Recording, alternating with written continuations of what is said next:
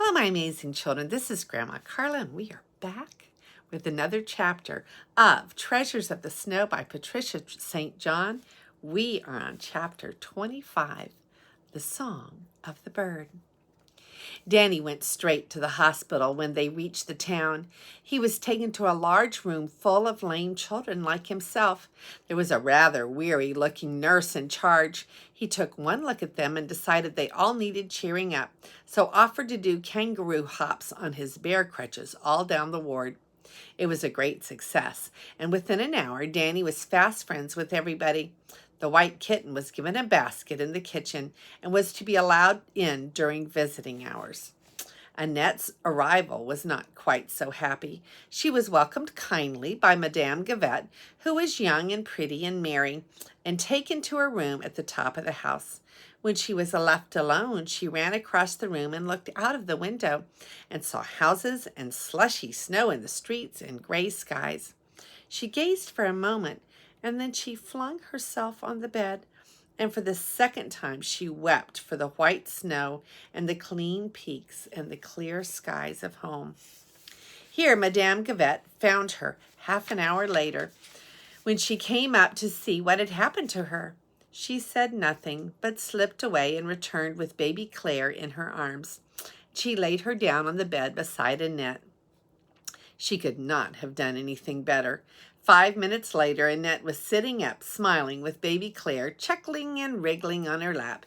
And yet another minute, and Annette was chuckling back. She was happy and busy at Monsieur Gavette's house.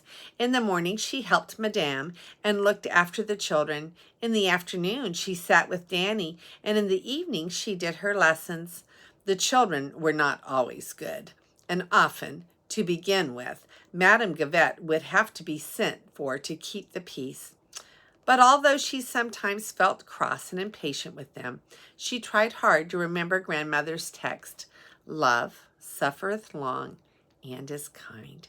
She would say to herself desperately when Mark refused to lace his boots, and Yvette spilled ink on the floor, and Jean Paul ran away and fell in the mud. Gradually, the love of Jesus in her began to make her patient and kind and unselfish, and she found that she could speak gently and keep her temper.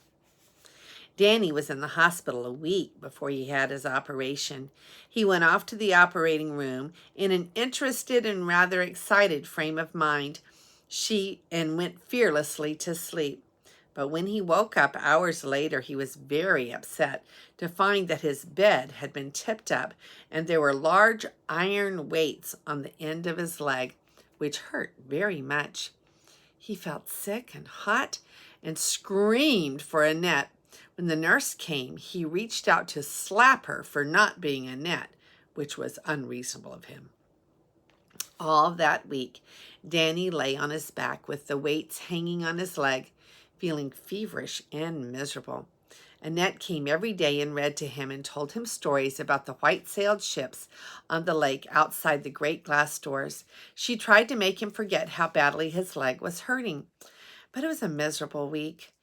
Dull clouds hung low over the gray waters of the lake, and Danny tossed and fretted and tried to be brave, but could not manage it. But in those long days, there was just one thing that comforted Danny. On the wall opposite was a picture with some writing under it that Danny could not read.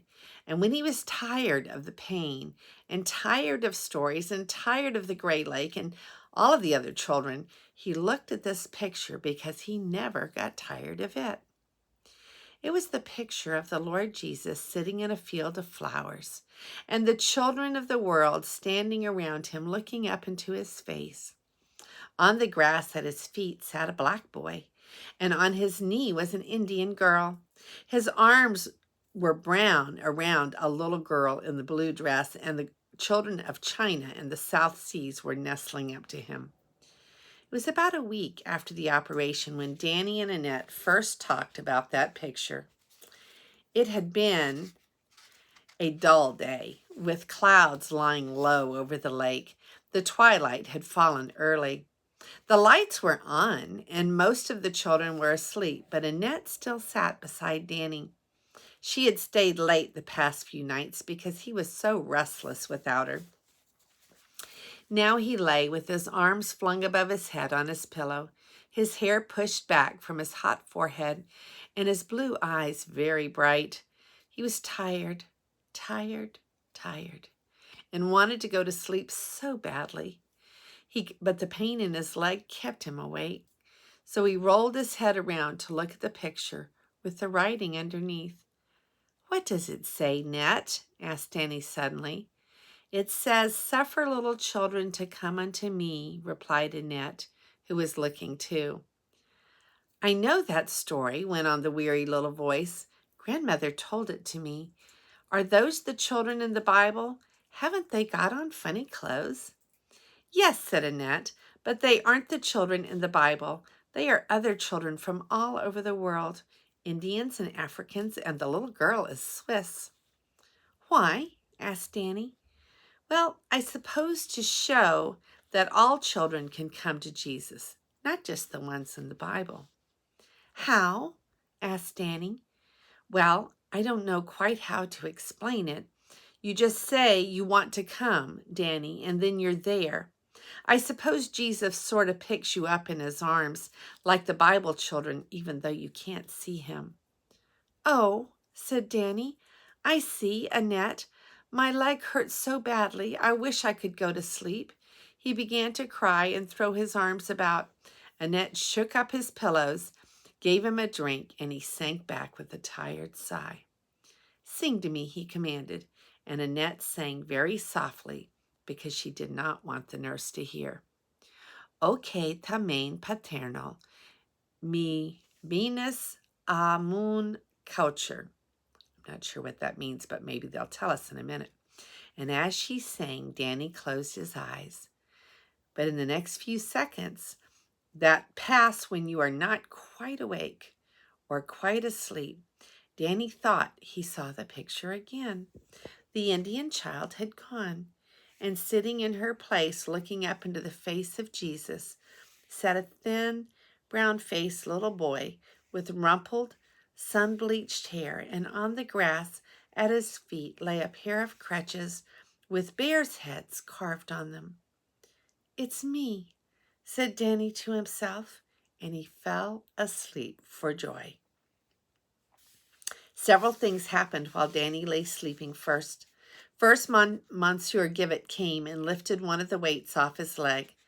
Secondly, his fever left him. Thirdly, a warm south wind came breathing over the land, scattering the clouds and clearing the sky. "Oh, may the hand of my Father bless me as I go to sleep." So that's what the little song was that she was singing in French. Danny slept and slept and slept, and when he woke up, he thought he must somehow have got into a new world and lay quite still thinking about it for a long time. He felt cool and comfortable, and his leg had stopped hurting.